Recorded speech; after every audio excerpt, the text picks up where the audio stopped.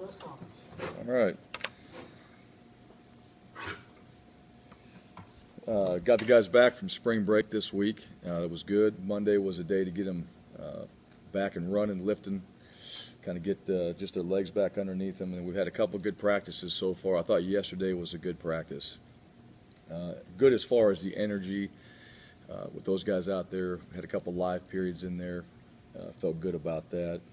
Still a ways to go just with the execution part of things and getting the details of what we're trying to accomplish. Tomorrow we have our coaches clinic, the Rebholz clinic, and a practice. And so we're looking forward to that, and then getting with the high school coaches and having a chance to sit in here and go over just some of the questions they have, and also get them here and just be around them. So that's an exciting time. And also Saturday scrimmage has two components there. We have the emphasis on the students and the faculty to be at that scrimmage.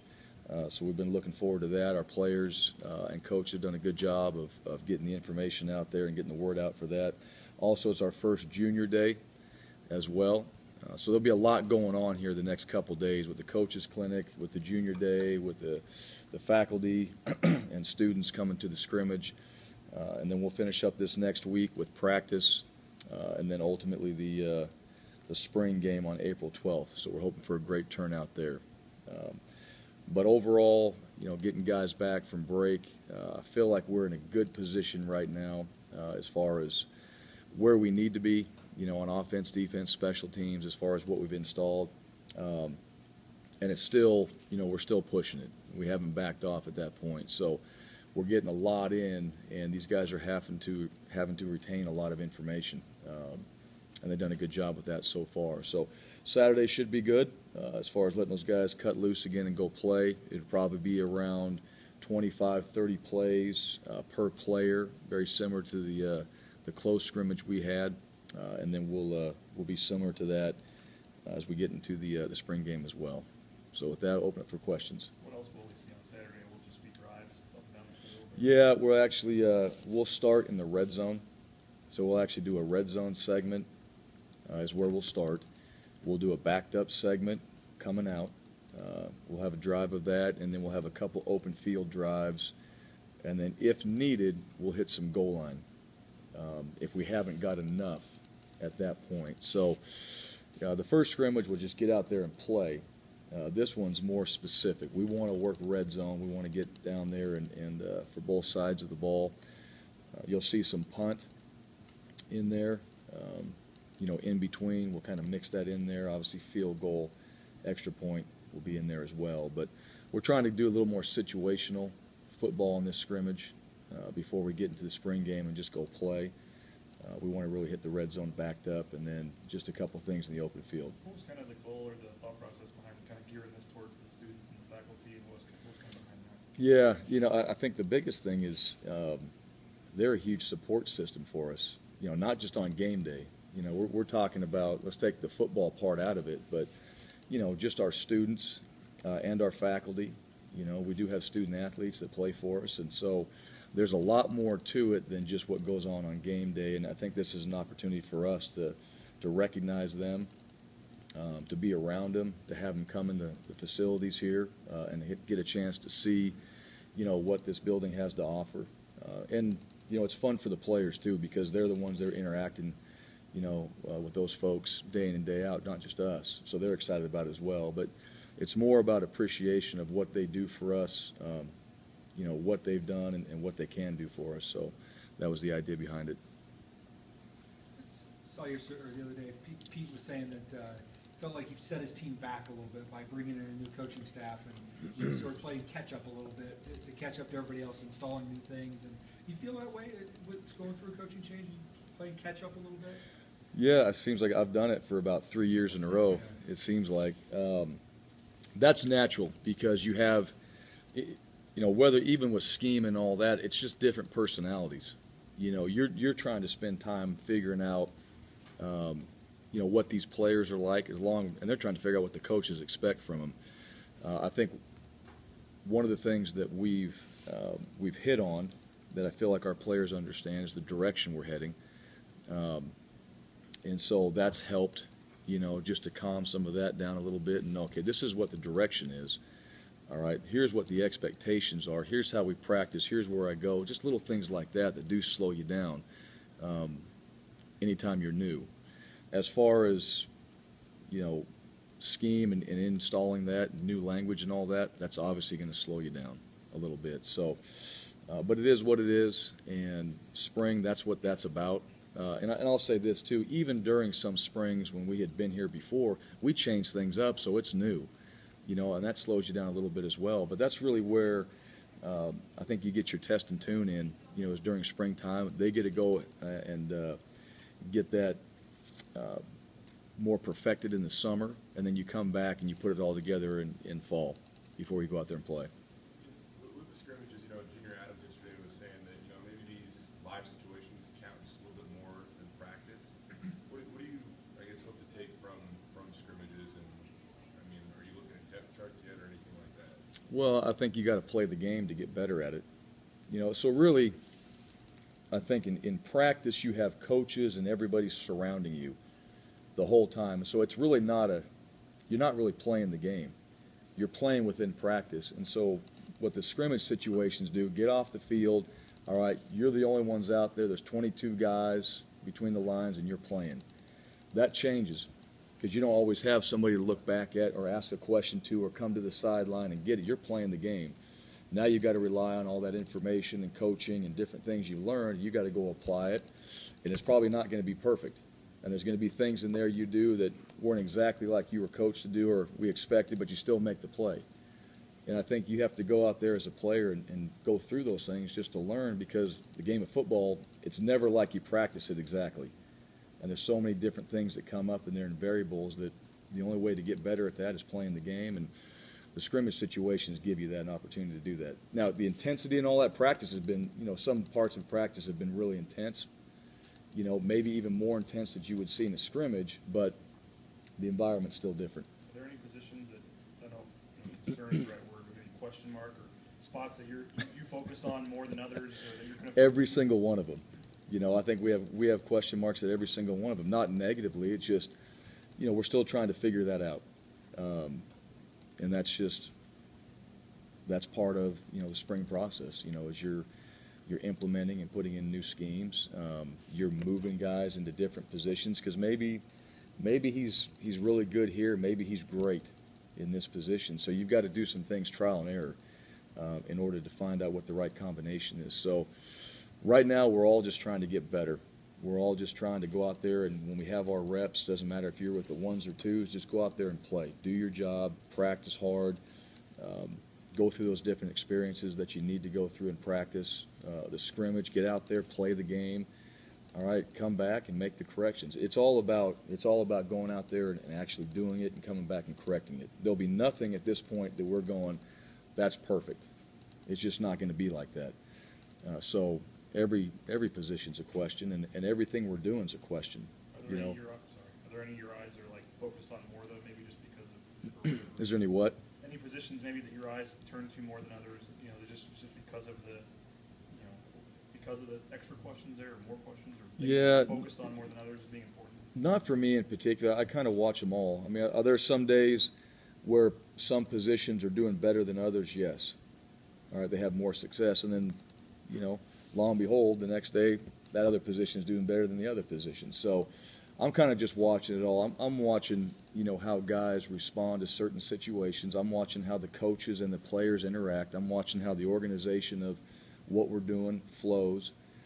So, you know, to me, I look at a lot of those things. Now, positionally, we're looking at it all.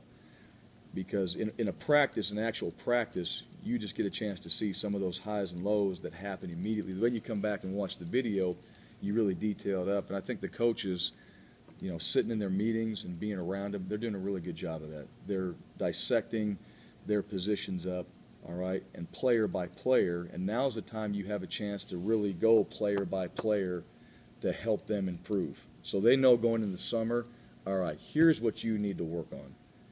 As you get into fall, you have about 2 weeks of a chance to do that, and then you got to get into, all right, now we're starting to prepare for an opponent. And your focus becomes on how we're going to beat that opponent. When you're looking at some position groups like offensive line to me comes to mind, maybe defensive line or secondary, where they work together. Is it easier to tell who might fit or work with who more in a scrimmage than in the practice? As far as the combination, yeah, because those guys are working together more, and that's and they're working in a tighter area as well, so you get to see them all more often. So the O-line, naturally, the O-line is probably the position that you would say this combination you want to keep together. We'll purposely change that up, just for that reason, because we don't know. You can assume but you got to change it up a little bit. You remember a few years ago we had like 11 different offensive line starting groups, and so you never know. D-line probably has a little bit more change because you're rotating guys in and out, but you still get a chance to see those guys work together. So, yeah, you do. And you can see the units at times work out there, but, our mission is to try to change those up and see if there's a better combination. Or even prepare for the combination that may come up, game 2 if somebody's not in there. Didn't have a proven running back behind Jay coming in. And there were questions there. It sounds like talking to coaches that's been a group that's really stepped up this spring. You like what you've seen out of that? Yeah, I do like the running backs. I think Coach Riddle, being at that position too, his expertise, and he's coached it before, but I just think the mentality of that group and probably some of the things that we're doing with them, just with running the ball. Obviously, Jay's a guy that's done well, and he's getting better. Derek has improved, since I've been around him. And then Jack Fields, Demas, both those guys, they keep coming on. I think Jack, in our first scrimmage, really did some good things. I thought he stood out in that first scrimmage. I thought he ran hard. I thought he knew where to go with the ball, and I thought he did a good job in protection. So, you're starting to see some of these guys where, for whatever reason, it starts to make more sense. It starts to click, and Jack seems to be one of those guys, and DT's another. Is there something particular you look for with running backs or a style of running you want to see out of those guys? Yeah, physical. Here's the one thing. I've never tried to coach a running back on how to run because I've never played it, nor could I ever even try to make some of those runs. So I think it's a mentality. It's a lot like playing linebacker. You want to have a mentality at that position. Well, you want to have a mentality at running back, and that doesn't mean don't take the open window when there's the opportunity, but go run into somebody. But when you have a chance to lower your shoulder, you lower your shoulder. And that's really their abilities, and those guys going out there and just repping it is where that starts to take over. But I think there's a mindset behind it. What I do look for is pass protection. When we're not running the football, is that player getting into the right position? All right, and really it's a knowledge. To me, protection is about if you know where to go, all right, that's more than half the battle. We'll get you technique-wise to be better and position yourself. If you don't know where to go, our quarterback's going to get killed. So I look at those type of things, and we do a lot of blitz protections. We do a lot of work on those things, and I think they've all done a good job. Wide receiver, another spot that you had a couple marquee guys at the top and then a whole bunch of inexperience. What do you see there? A little bit of the same, but getting better. Matt's a guy that, I think Matt's practiced well. I think Matt shows up in practice making plays, and he's done that. He's had that type of experience, and I think Matt knows what it takes to go out there and play at a high level. Shane has done some really good things in practice as well, kind of along the same lines. And then all the other guys, young guys that haven't played a lot. Troy's been a guy that's done some good things in practice as well. But we still have a young group, we still have an inexperienced group, and we still have to find the right combinations for that group as well. Where we can move guys around. And spring ball is not necessarily about that, as far as moving those guys around. But you are starting to figure out a couple different, combinations that you're going to want to have those guys work through in the summer. Junior Adam was just talking yesterday about how the receivers are lining up on both sides. They're not staying in one spot, and a lot of teams will just say you're always on the right, you're always on the left. Right. What is it about your offense and moving those guys around that you like, that aspect of it? Well, it's actually a little bit more consistency for them. And I also think you kind of know what you're going to get, because you know what positions they're going to be in. I've seen and been a part of where you don't trade them, but sometimes conceptually, you got to always have that in mind, who's on what side. That does change things up. So it gives them a little bit more consistency probably in their concepts. It also gives the coaches a little more consistency in who's going to be running those concepts. And that's just our style. We want guys we want to know where guys are at all times. And I think that helps us with, what we're trying to accomplish. You got to see Matt play for about 5 days or something. I think the last year you were here, and now obviously he's done these great things the last few years. Yeah. How's he sort of measured up to what you thought when he got here 4 or 5 years ago? I thought before he got injured in fall camp, I thought that he would play that year. And I don't necessarily think we were in a situation where we had to have a guy come in and play, but he was a guy that just kept showing up in practice as a young guy and making plays before he got injured. Well, that's carried over, once he's healed up and all that. And yesterday he had a great catch in practice and ripped it off for a big run. I mean, it wasn't just good, it was great. And so he's a guy that has that talent, but he works extremely hard. That's the one thing about Matt, and he did that when he was a freshman here. I think that's what stood out to me. It wasn't so much about the talent, because I think as a coach you look at that and you're like, okay, big, strong, fast, all that's great. How hard is this guy really going to work, and how's he going to come out there and prepare himself? And he's been a guy since day one that's always had those qualities. Where do you think he can get better? I mean, he's had 3 great years. He's got a chance, for a lot of records here. But if he's going to take maybe even a bigger step this year, where can he get better? Yeah, well, the older you get, the harder it is, to make those big leaps. And so for him, I think it's a combination of utilizing his experience, that he's had so far, which I've seen in practice now. I mean, I think he does some things out there that the game changes on him. Well, he's seen a lot of different looks, and he adjusts, pretty well. He's got to continue to keep using that experience he's had, and then I think with some new schemes, there's a little bit different things, and probably getting him in some different positions is going to help him as well, because that challenges him, and he's already been challenged, and so he's just going to continue to hone his craft through the summer. But I think moving him around, and I think some of his experience, he's got to draw from that. It's going to make him better, and he's still going to get stronger. He's still going to get faster, and all those things. Bottom line for him, and playing as many plays as he's had, he's got confidence. So he's going to come into fall camp confident, and he'll be prepared, and I think he'll make a lot of strides from where he is now, just in the system, not so much as a player, but in the system, to where he's going to be at the end of August. If you use him, like you're talking about, not maybe putting somebody on the left side or the right side, can you move him around a little more to get a favorable matchup? Yeah, because he knows what to do. He can pick things up conceptually, so he can play all 3 positions at wide receiver. And that's where a guy like Matt, gives you a lot of flexibility and versatility, in your offense, is to be able to put him in all those different positions. Now, we've done some of that, but as you get more specific into the game planning in August, that's where that becomes a lot easier to take a guy like Matt and move him around, and he knows he'll have the ability to do that, but he's got to be able to do it. He's got to be the best at it, and so that's where a lot of his challenge will come in as well. I know that you weren't here last year, but talking with Matt, he kind of had that new possession receiver label before last year. How have you kind of seen him maybe going back to develop as a playmaker, though? I mean, almost 90 catches, blew past 1,000 yards Yeah. last year. Yeah, you know what? There's really 3 things that a receiver needs to do. He needs to get off the ball fast. He needs to catch the ball, and he needs to run after the catch. And that's all. That's what receivers do. And we have simplified it to that. All right. So possession or playmaker, it's all the same to me. The label. If he catches the ball and he can run after he catches it, that's good enough.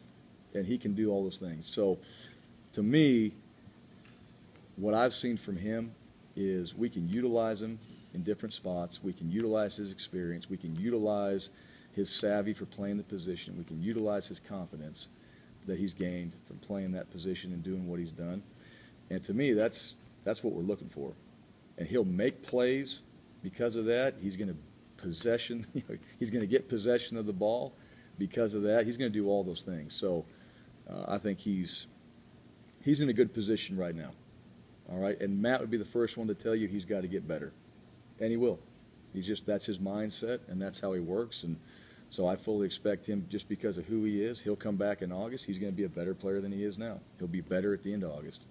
How important, when it comes to scrimmages, do they allow you to kind of evaluate depth maybe, you talk about the top of the receiver depth chart, you kind of know what you're getting out of Matt and Shane, and then kind of a group of guys you're wondering about. Jared Thomas yesterday saying he's going to probably treat these scrimmages like it's the Super Bowl. How important is it for guys that, might not be right at the top of the depth chart? Well, kind of going back to the original question of how it slows you down a little bit, we're not in a position to say so-and-so gets X amount of reps, because we still are putting in schemes that we have to see these guys run. And maybe, for example, Matt might have only run a certain concept twice because we have a lot in. Well, in the scrimmage, it might be his third time to run it. He needs that rep.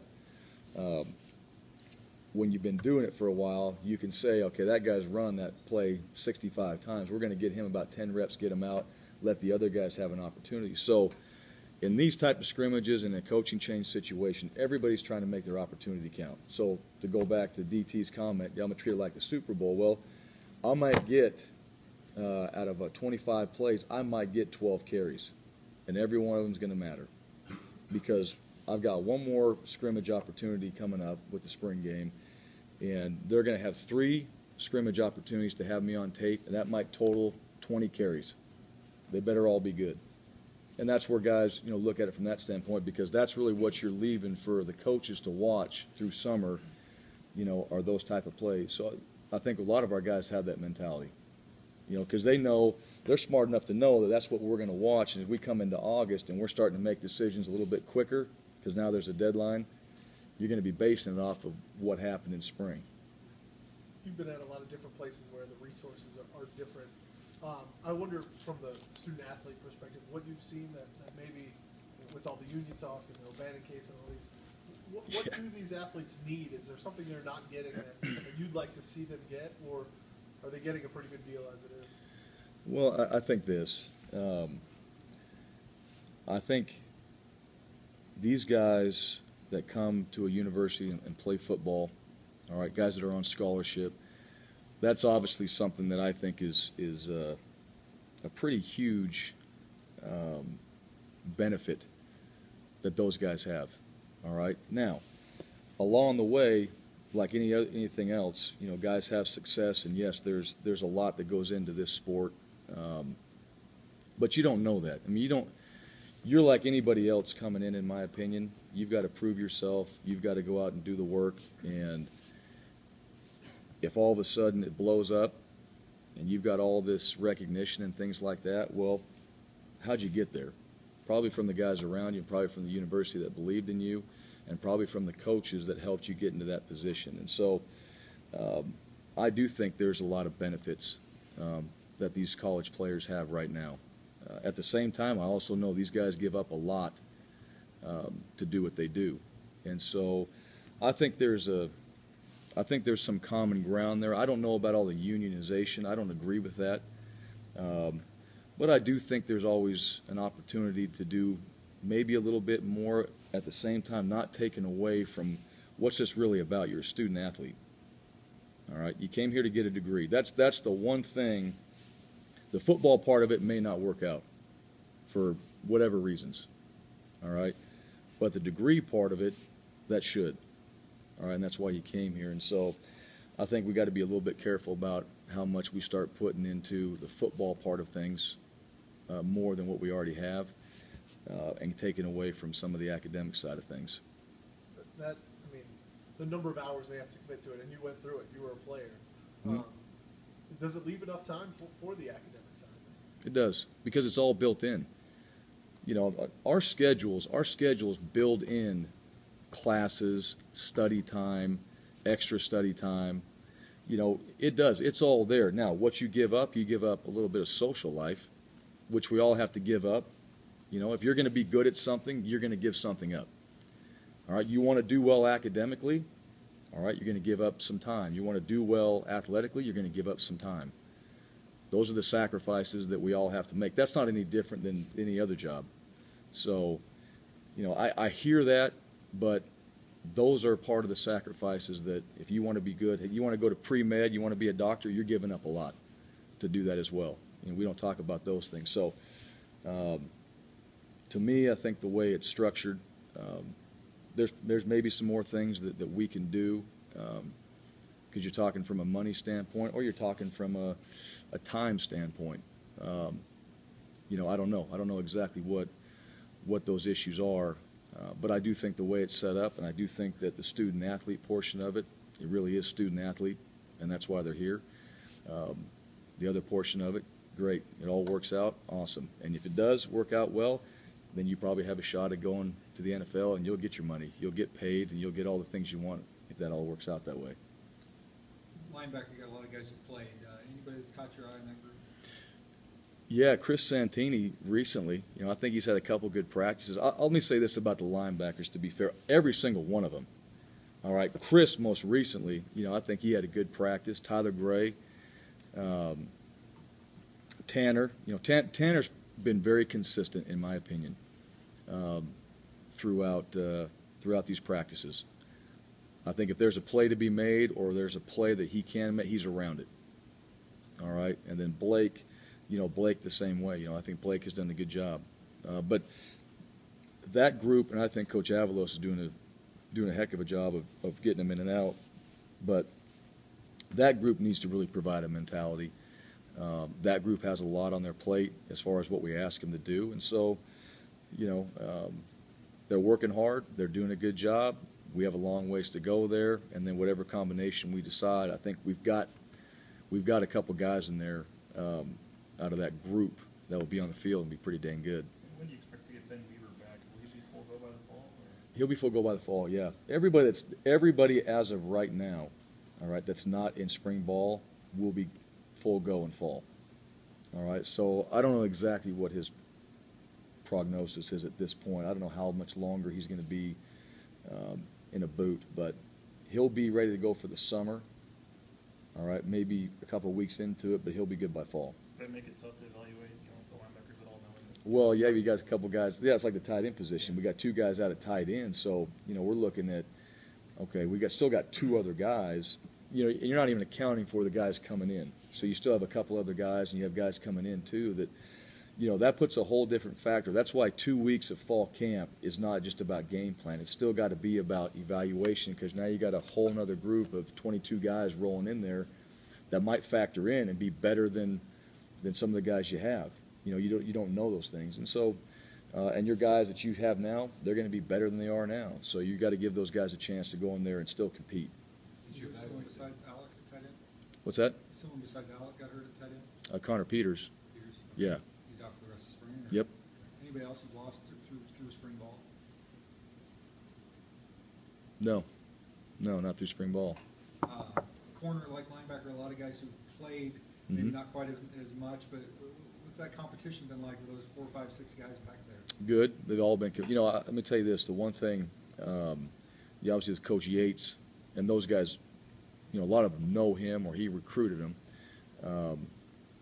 And then Coach Brown, having both those guys back there, obviously gives a little bit more attention, to that position.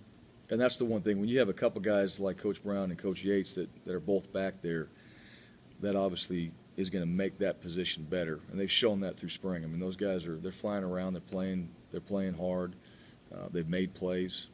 And quite frankly, we got to get better. We got to get better in pass defense.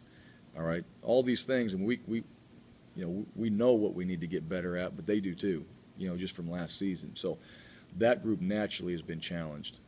Just based off of last year, and then going into spring practice, they came in there with a mentality. I think they're showing it. They've made improvements, and that needs to continue. You guys put them in more man coverage than what they were before? Yeah, because you want to see them. I think the best way to evaluate who your cover guys are going to be is to put them in coverage.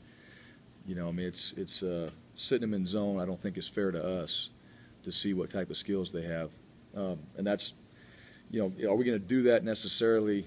When it gets into a game all the time, not necessarily. You got to be a little bit smarter. But right now in spring, you want to see guys compete, and you want to put them on the island, and we've been doing that more than we've been doing any type of zone, just to see that.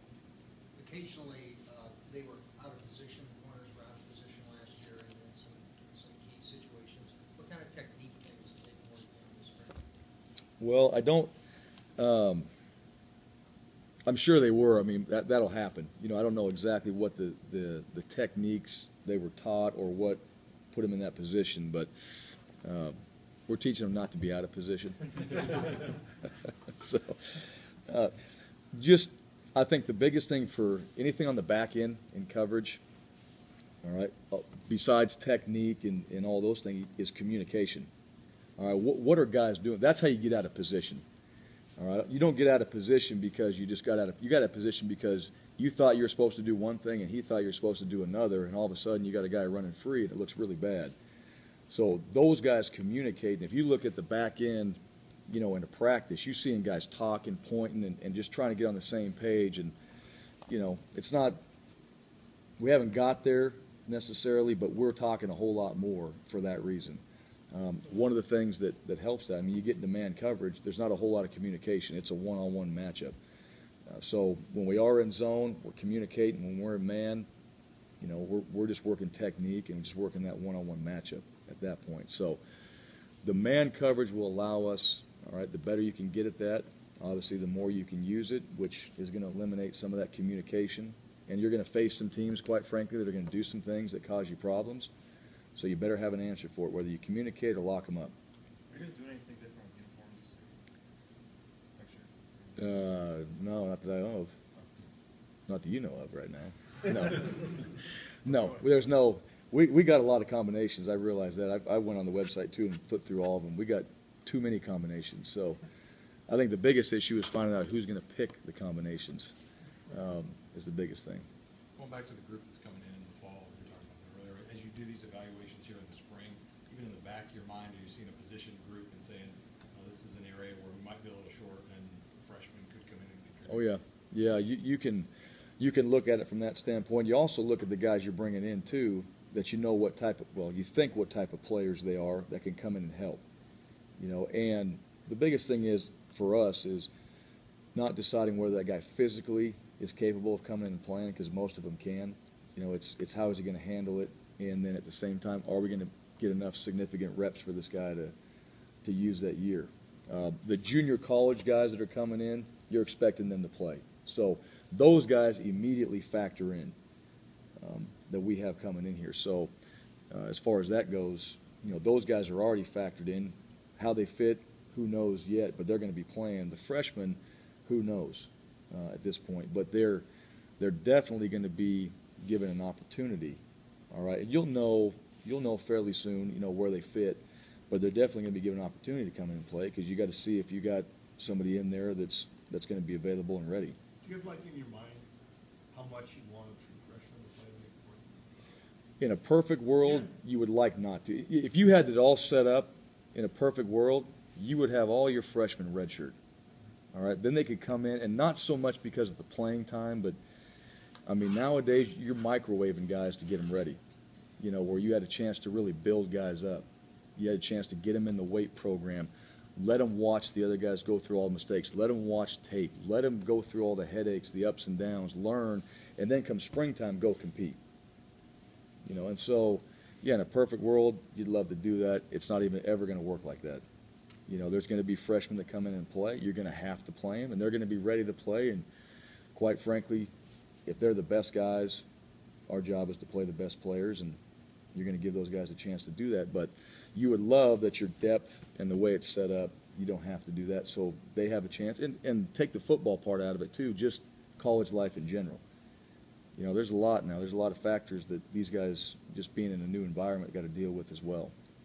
For the junior day, the next 2 weekends, what kind of numbers are you expecting to have in here, and what do you do with those guys when they come in? Yeah, I don't know. I think we'll be probably in the 50 range or so. Total? You know, yeah. Well, for each, Two combined? yeah, 50 each. 50 each. I would think. Now I could be off a little bit there, but I would imagine right around that. Get them in here. Obviously, get a chance to meet the staff. We get a chance to meet them face to face, and then take them through the facilities. You know, you take them through the facilities. You're going to go through what the philosophies of the program. You're obviously going to talk about the other factors. on campus with classes and school and things like that. They're going to get a chance to see the guys go out there and practice or scrimmage. They get a chance to see that, so they get to see the football part of it. They get to see the coaches coach. And really, I think the biggest thing is just being around in this environment. I think that's really why guys want to be on your campus and why they want to be around, is to see, does this environment, they know the stats, they've seen the games, they've watched the film. Does this environment fit? Do I feel comfortable here? And for a lot of us, when it all comes down to it, it kind of is a gut feel, because you have options for most of these guys, and so you want to make a good first impression, when guys come in here, and that's important to us. These are juniors, only guys finishing their juniors, no sophomores. There can be, yeah, there can be in there as well. Yep. From the recruiting period that you just went through, did you find anything like specifically work that you're going to try to duplicate on junior day when these guys come in? Yep. Yep. Yeah. We think it worked then. We'll see if it works again. If it doesn't, we'll change that. Next week for the actual scrimmage, you'll have Mhm. the Youth Optimist program out here. Yeah. Doing sign-ups and a lot Yep. of those guys. Why is that important that you guys are connected up with them a little bit? Well, that's huge, number one. As a matter of fact, Jaron Moore was in here last night. Got a chance to see him.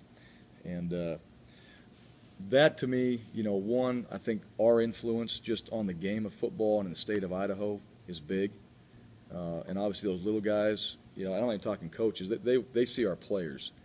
That's what they see. And, we were all little guys, and, I went through that program myself. And, I think if you can provide for those kids a little bit of inspiration, a little bit of motivation, because they don't know, they're scared, they're kind of going doing something new for a lot of them. Some of them have found out this is what they want to do, and, to be around those guys is important. And plus just the overall, just the state of Idaho and football itself. That ties into, our philosophies here of wanting to recruit the state, wanting to have players, and these little guys that come to our camps and come to our campus through junior high and through high school and so on. You build a relationship, and when it comes down to it, that's really what, when a guy's a player and you can see he can help you win and he's a good person, it comes back to relationships. I've talked with Jaron this week, and a lot of their emphasis is on the safety part of it. You have a young Yeah. son, and Yep. what would you tell parents who are trying to make that decision whether or not to sign their kid up for football?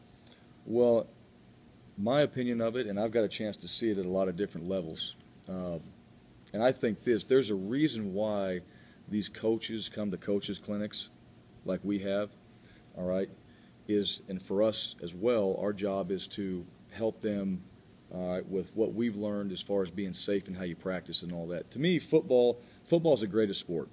All right, I'm obviously biased about that, but you learn so much from it, and I do think that the coaches are better as far as teaching the game and how you practice. Because here's the reality of it. If you're talking about the nature of the game being physical and all that, it's physical in practice, but there's a way we practice fast, we practice hard, and unless we're going live, we practice smart. All right, we're practicing smart. We're practicing to get to the next practice, to get to the next game, and those are things that we've learned and our players learn, throughout time, and the way we teach our guys in practice. So that's carrying over from the NFL level to the college level to the high school level to the junior highs and all the way down to Optimus. And to me, I think the plan of how that's progressing has been good from what I've seen, and I think the benefits of being in this sport, outweigh any of those negatives that people have talked about. Your son play? Play flag. Flag? Yeah, he's disappointed now in Texas. You're in first grade. You got to play tackle. So he was all fired up. Now you got to be 9 here, so he's got another year of flag. He'll be 8. He'll be 8 here in about 7 days. So he's got another year of flag. And, oh yeah. You can't wait to hit.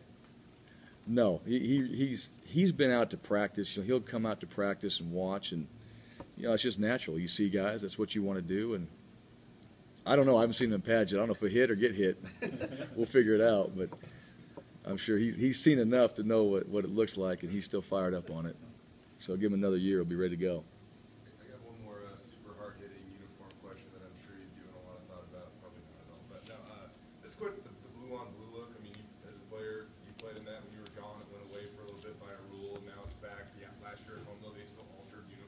Right. Do you value that, the all blue on blue look, or do you think you'll still alter them at home? I love the blue on blue.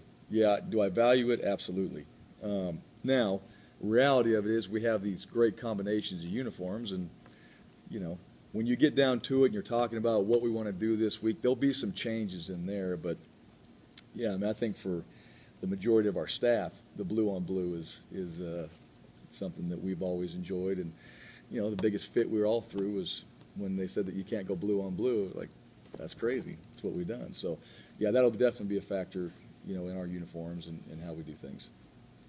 I hear the gray at Arkansas State wasn't very popular. No, you know what? I actually think they burned them. So we couldn't even sell them. The gray is out. So. Good? All right, thanks, guys.